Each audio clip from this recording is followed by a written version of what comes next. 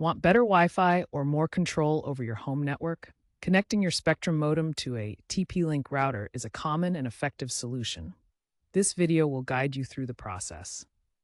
Spectrum provides cable internet, and pairing their modem with a TP-Link router can enhance your Wi-Fi coverage, parental controls, or even create a mesh network. We'll cover the three main methods: WAN, DHCP, and bridge mode, so you can choose the best option for your needs. TP-Link routers come with features like One Mesh for seamless Wi-Fi and support the latest Wi-Fi standards. It's an easy upgrade to make. Before we start, it is best to keep your router firmware up to date. TP-Link has an easy app called Tether for simple setup. Let's explore the three primary configuration modes for connecting your Spectrum modem to a TP-Link router. First, WAN mode or router mode.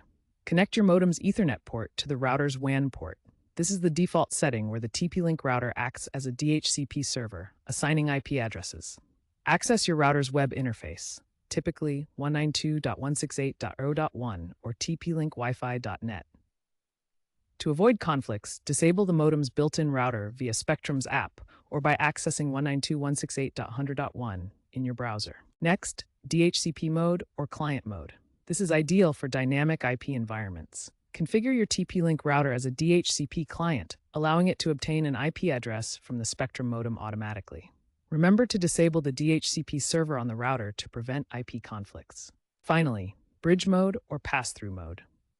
Transform your TP-Link router into a wireless access point, directly passing the modem's public IP to your connected devices.